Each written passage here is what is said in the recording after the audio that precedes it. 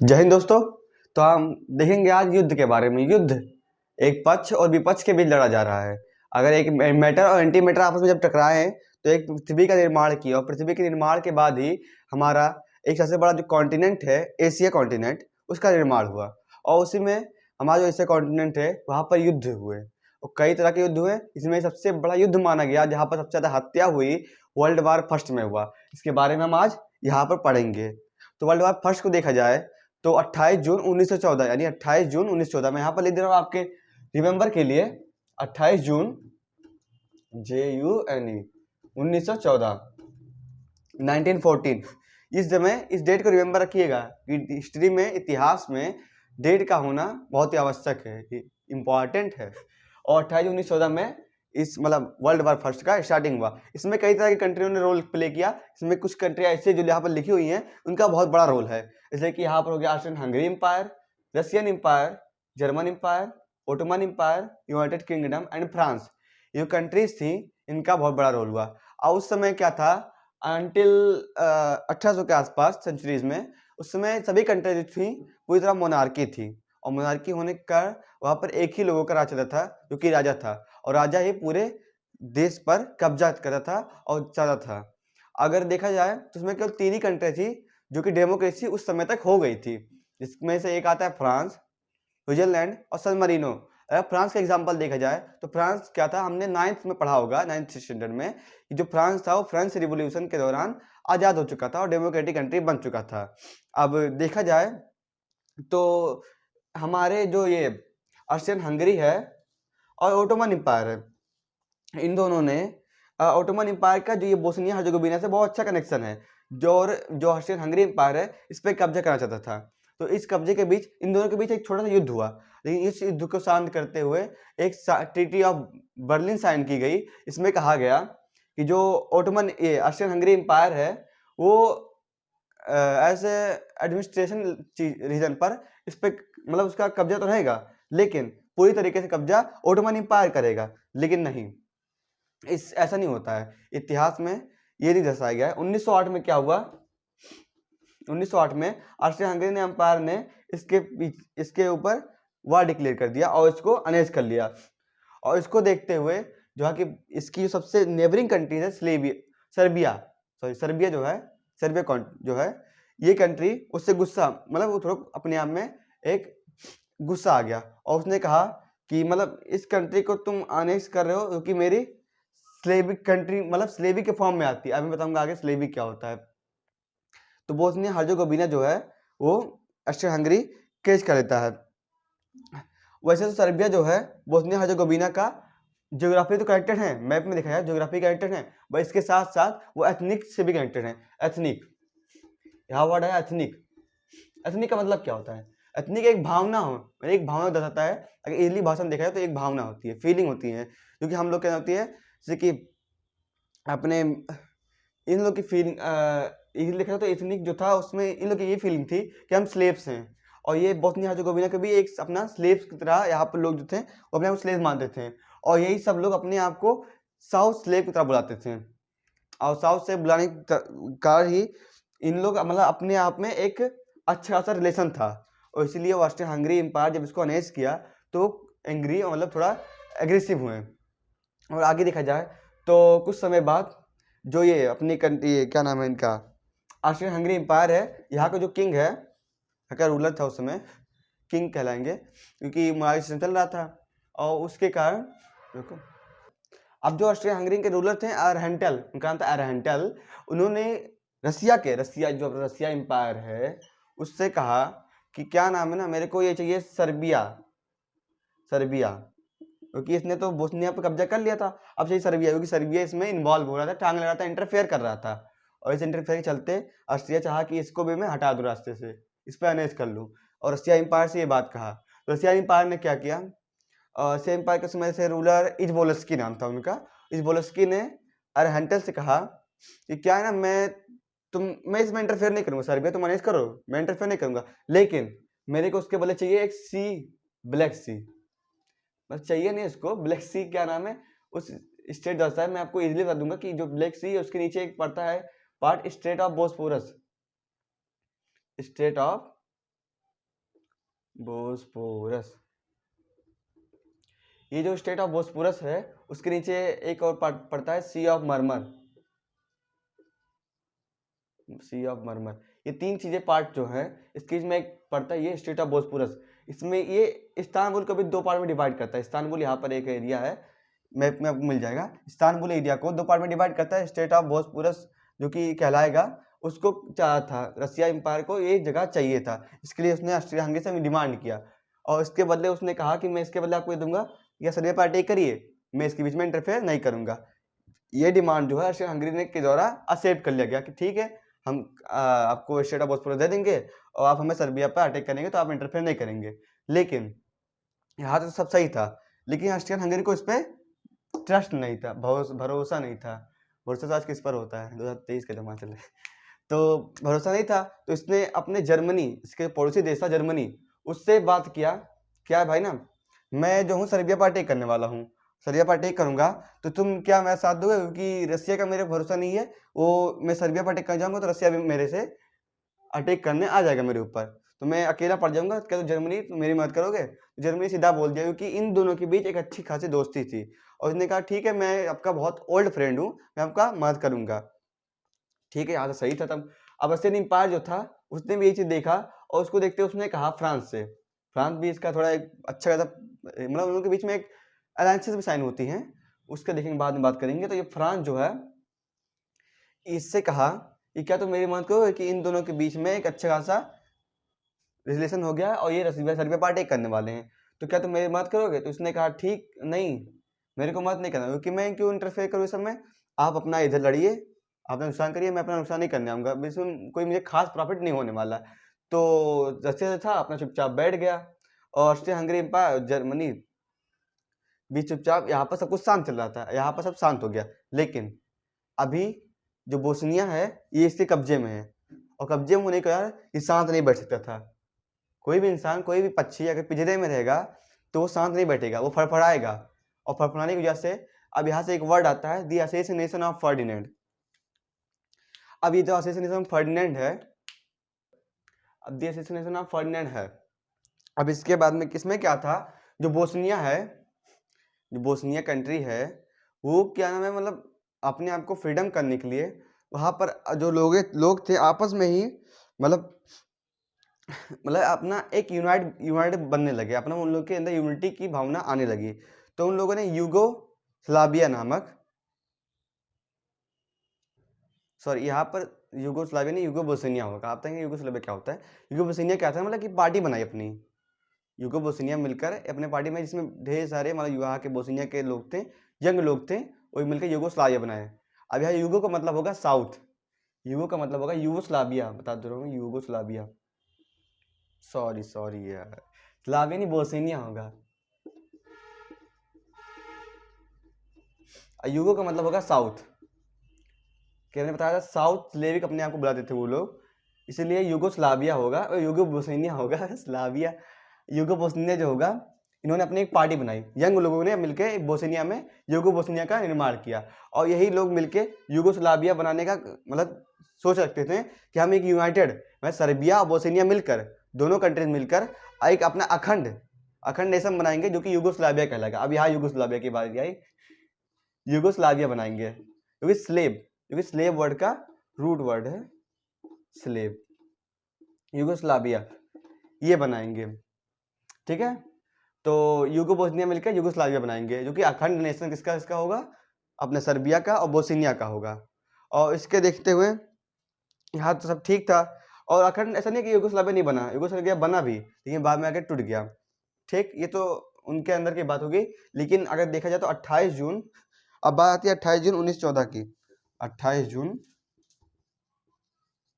1914 यानी 1914, 28 जून 1914 में यहाँ पर क्या हुआ कि जो फर्डिनेंड थे, जो कौन थे, फर्डिनेंड जो थे और सोफी, ये दोनों प्रिंसेस और प्रिंस थी, कहाँ के, ऑस्ट्रियन हंगरी के फर्डिनेंड और ये सोफी जो थी, वो दोनों चली जा रही थी बोस्निया में,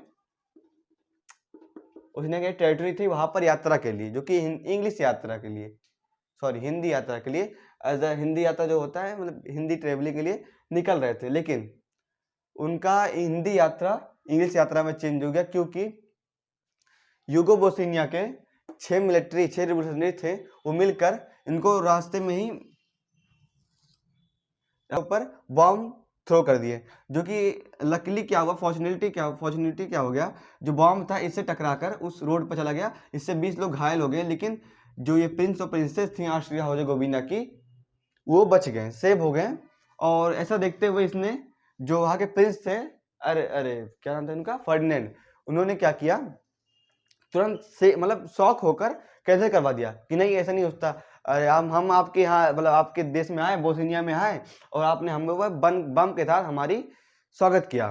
तो ऐसे देखते हुए उन्हें शौक हो गए और उन्होंने कैंसिल कर दिया मीटिंग के लिए आए थे, और मीटिंग को कैंसिल करते हुए उन्होंने गए उनके हॉस्पिटल में, किस लिए गए, जो 20% यहाँ पर घायल हुए उनके टकरा कर, उनको देखने के लिए। ये पॉलिटेक्निक काम होता है, एक सिंपैथी देने के लिए वो जाते हैं तो वहाँ पर गए, तो जाते वक्त तो एक ऐसा पार्ट हुआ, एक ऐसा मान लीजिए एक घर हुआ, ये उनका कार जा रही है, नॉर्मल कार थी उस समय, बोलोंस्की नाम का एक कार होता है जो कि चलता था, वो कार मतलब लेके जा रहे थे, पर अनफॉर्चुनेटली वो इस तरफ जाना था उनको, लेकिन उन्होंने इस तरफ मुड़ा लिया।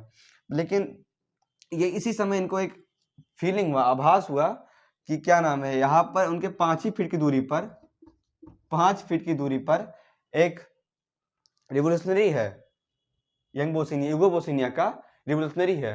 इसका नाम क्या है, गोवरिल्लो। इसका नाम बहुत फेमस है, क्योंकि 19 साल का एक मतलब एक स्टूडेंट है जो कि गोवरिल्लो नाम है, उसने इस पे क्या कर दिया, मतलब फायर कर दिया, लगातार फायर कर दिया, और उनको उसी समय उनका असैसिनेशन हो गया, मतलब डेथ हो गया, वहीं पर प्रिंस और प्रिंसेस का डेथ हो गया। इसके बाद क्या हुआ कि जो प्रिंस वहां पर जो गोवरिल्लो आता है, गोवरिल्लो, इसको जेल फांसी तो नहीं हो सकती, क्योंकि इसकी एज अभी 20 साल से कम थी, वहां पर एक था 20 साल से कम लोगों को फांसी नहीं हो सकती, तो इसको 20 साल के लिए जेल में रखा गया। 20 साल का था, लेकिन 20 साल के लिए इसको जेल में रखा गया, जब तक 20 साल का ना हो जाए, उसके बाद इसको फांसी होगी। और इसके बाद जब इसको ट्रायल मतलब जेल में रखा गया, तो इसने कहा कि मेरा कोई मकसद नहीं था कि इनको मारने का, मैं चाहता था कि हमारा कंट्री जो है, सर्बिया और बोस्निया एक मिलकर यूनाइट किंगडम बने, लाइक यूनाइटेड राज्य नेशन बने, और हमारा जो फ्रीडम है हमको वो मिले। ऐसा अपने फ्रीडम के लिए उन्होंने ये सब किया, लेकिन यहाँ तो ठीक था, लेकिन इसी को देखते हुए जो ऑस्ट्रियन हंगरी एम्पायर था, वहाँ का जो किंग था, उस समय जो किंग था, वो सबको बर्दाश्त नहीं कर पाया, मतलब वो शौक हो गया कि ये मतलब हमारे राजा को मार दिए और हम शांत बैठे, ऐसा नहीं होता। उसने तुरंत ही सर्बिया के ऊपर वार डिक्लेयर कर दिया। अब देखा जाए तो जो युद्ध स्टार्ट हुआ, यहाँ का राजा गुस्सा हुआ ऑस्ट्रियन हंगरी एम्पायर का, उसने तुरंत सर्बिया पर अटैक कर दिया, तो इसको देखते हुए रसिया ने सर्बिया को बचाने के लिए, जो मतलब उसका मतलब स्लेविक कंट्री था, उसको बचाने के लिए बीच में उतर पड़ा। और उसको देखते हुए जो जर्मनी था, उसको आपको पता होगा, मैंने बताया था कि इन दोनों के बीच अच्छा खासा कन्वर्सेशन हुआ था कि अगर मेरे पर रसिया करेगा फाइट, मेरे पर अटैक करेगा, तो मुझे बचाने आओ। जर्मनी भी आके इसमें उतर पड़ा ऑस्ट्रिया हंगरी को बचाने के लिए। देखिए यहाँ पर ऑस्ट्रियन हंगरी जो था, सर्बिया को गुस्से में आकर, मतलब क्योंकि सर्बिया था उसका बोस्निया का पार्ट, दोनों एक ही थे, तो ये इस पे हमला किया, और सर्बिया को बचाने के लिए रसिया आया, और रसिया जो था इस पे हमला किया। और अगर रसिया इसमें इन्वॉल्व हुआ ऑस्ट्रिया हंगरी के लिए, तो ऑस्ट्रिया हंगरी को बचाने के लिए जर्मनी आया, ठीक है। अब जर्मनी आया, और जर्मनी के बाद जो रसिया है, वो फ्रांस जो था उससे बात किया था, तो ये मतलब ना चाहते हुए भी इसको भी आना पड़ा इसकी मदद करने के लिए, क्योंकि एक साइन हुई थी, वो ट्रीटी था एक उन लोगों के बीच में, तो इसको बचाने के लिए इसको भी आना पड़ा रसिया को बचाने के लिए, ठीक है। अब इसी के बाद इसमें एक और लोगों का मतलब वेलकम होता है, वो है ऑटोमन एम्पायर, वही भैया आते हैं इसमें ऑस्ट्रिया हंगरी का साथ देने के लिए। और इसके बाद जो यूके है, वो यूके भी क्या नाम है, रसिया का ही साथ देता है, रसिया के साथ भी यूके देता है, और ये सब कंट्री मिलकर आपस में वर्ल्ड वार स्टार्ट करते हैं। मतलब एक दूसरे मतलब स्टार्टिंग इन्होंने किया, सर्बिया पार्टी किया, और सर्बिया को बचाने के लिए रसिया आया, और रसिया को बचाने के लिए फ्रांस आया, और जर्मनी था ऑस्ट्रिया हंगरी के लिए उसकी तरफ से। अब यहाँ पर एक अच्छा चेन मतलब हो गया चेन क्रिएट हो गया, जो कि चेन ऑफ फ्रेंडशिप कहलाया। इसके बारे में जिक्र एक पिक्चर के द्वारा की गई है, जो कि वो भी हम ऐसे कि हम लोग के न्यूज़पेपर में, अखबारों में आता है, दिखाया था कार्टून की तरह। वो कार्टून दिखाया गया, उस समय के अखबारों में छपाया गया था, और इन दोनों के बीच, सभी के बीच वर्ल्ड वार स्टार्ट हो गया। अब यहाँ पर युद्ध तो स्टार्ट हो गया, लेकिन यूके का आना भी एक रीजन था, क्योंकि इसके साथ ट्रीटी हुआ था, इसके साथ इसके भी ट्रीटी हुआ, ट्रिपल एंटिटी हमने पढ़ा होगा। उसके कारण ही यूके का इसमें इन्वॉल्व होना पड़ा, रशिया का हेल्प करने के लिए। इसके साथ उसका साइन हुआ, ट्रीटी ऑफ ट्रिपल एंटिटी, ये अलायंस है, साइन हुआ था। अब देखा इन लोग के बीच लड़ाई हो गया, लेकिन इसके बाद कुछ कंट्री ऐसी थी, क्योंकि बाद में इटली जो था, इटली ये इसमें इन्वॉल्व नहीं था, क्योंकि उसके भी साइन हुआ था कि ऐसा हुआ था कि अगर इस पर कोई खतरा पड़ेगा तभी वो उसमें साइन हो, मतलब उसमें इन्वॉल्व होगा। लेकिन इटली जो था, उसका कोई खास उस पर इफेक्ट नहीं पड़ा, इसलिए वो इस सब में इन्वॉल्व नहीं हुआ। इसके बाद आते हैं अमेरिका और जापान, यूएसए और जापान, वो भी कंट्रीज आपस में इसमें इन्वॉल्व हो जाते हैं बाद में। 1917 तक ये भी लोग भी इन्वॉल्व हो जाते हैं लड़ने के लिए, यूएसए एंड जापान। और उसके बाद फिर ब्रिटिश कंट्री से ब्रिटेन हुए, फ्रांस हुए ब्रिटेन के साथ फ्रांस भी आ गए। और ब्रिटेन, ऑब्वियस सी बात है, ब्रिटेन तो मतलब ग्रीडी था बचपन से ही, जैसे उसका निर्माण हुआ है। तो उसने क्या किया, मतलब जो कंट्रीज पे अपना वो कब्जा बना के रखा था, जैसे कि खासकर इंडिया पर रखा था। इंडिया के जितने भी आर्मी थी, मिलिट्री थी, उस सबको भेज दिया इस वर्ल्ड वार में, भेज दिया कि तुम जाके लड़ो, कि अपनी नुकसान वो नहीं करना था। इसमें एक मिलिट्रिज्म का एक यहाँ पर बात आती है, मतलब फैक्ट यहाँ पर रीजन आता है कि मिलिट्रिज्म, क्योंकि मिलिट्री भेजा उसने किसने, ये ब्रिटेन ने इंडिया से, क्योंकि वो उस पर अनेस कर रखा था। अब इसके बाद इन लोग सबके बीच में वर्ल्ड वार, एक ग्रेट वार का स्टार्ट हो जाता है। अब अगर देखा जाए तो वर्ल्ड वार फर्स्ट होने का बहुत सारे रीजंस है। इसमें 4 मेन रीजन बताए जाते हैं: इंपेरियलिज्म, नेशनलिज्म, मिलिटरिज्म और alliances.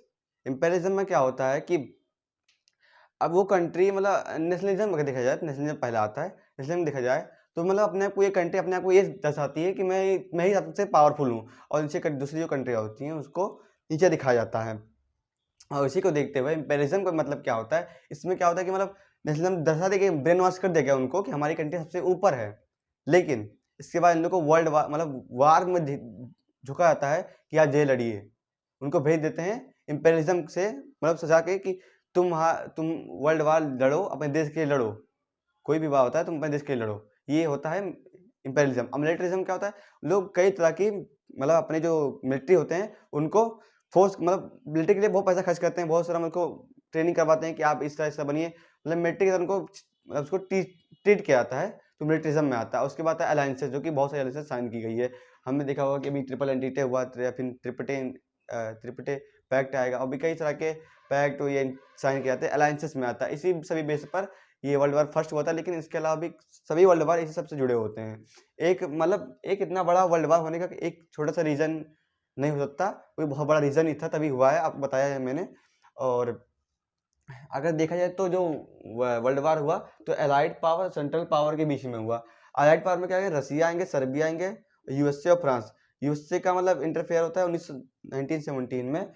Austrian Hungary empire, Germany, Ottoman empire और बुल्गारिया, ये सभी कंट्रीज आपस में लड़े। इसमें से जो ये सेंट्रल पावर है वो हार जाती है, ये हार जाती है, और एलाइड पावर जो जीत जाती है। और इन सब के बाद, इन सब के बीच भी एक ऐसे, मतलब ढेर सारी कंट्री, इतना नहीं कि इतनी ही कंट्री आ जाती, इसके अलावा भी कई सारी कंट्रियों का एज अलग से, नहीं तो मतलब बोले तो डायरेक्टली नहीं, लेकिन इनडायरेक्टली तरीके से उनका रोल था, जैसे कि इंडिया का भी रोल था, क्योंकि ब्रिटेन जो था उसका भी, मतलब इसमें सब रोल है। जापान भी है, ढेर सारी कंट्री है। जापान का बहुत बड़ा फैक्ट है, उसकी मैं अलग वीडियो बनाऊंगा, उसमें बताऊंगा जापान के बारे में। और क्या महाराज, लेकिन यूएसए राइट में अब इसमें जैसे कि ब्रिटेन बताया, तो मैंने यूके भी आता है, मतलब अलाइड पावर में, जो कि इन सभी कंट्रीज जीत जाती हैं और ये कंट्रीज हार जाती हैं। इसमें कई तरह के 1 करोड़ से भी ज़्यादा लोगों का मृत्यु हो जाता है, 1 करोड़ 70 लाख के आसपास। अब ये वर्ल्ड वार जो 28 जून 1914 को तो स्टार्ट हो गया, लेकिन इसका जो एंड हुआ वो 1 नवंबर 1918 में हुआ। और इसी के साथ जो हमारा ये वर्ल्ड वार फर्स्ट था ख़त्म होता है, कोई ख़ास में मतलब रोल नहीं रहेगा। वर्ल्ड वॉर सेकंड जो है मैं नया लाऊँगा, नया जो वीडियो बनाऊँगा उसमें दिखाऊँगा। बहुत बहुत इंटरेस्टिंग टॉपिक है, मतलब उसका रीज़न ही अच्छे तरीके से दर्शाया गया है। इसमें मतलब ये दूसरी कंट्री अनेस कर देंगे। वैसे देखा जाए तो वर्ल्ड वॉर फर्स्ट तो हो गया, लेकिन अगर कोई कंट्री दूसरे कंट्री को अनेस करता है, इसका रीज़न ये होता है, वो अपने प्राइड के लिए करते हैं कि वो चाहते हैं कि हमारी जो कंट्री है इतनी पावरफुल है, वो अपनी कंट्री को सही से रन नहीं करा पाए, दूसरी कंट्री पर कब्जा करते हैं। ठीक है, नेक्स्ट वीडियो में मिलेंगे, तब तक के लिए धन्यवाद।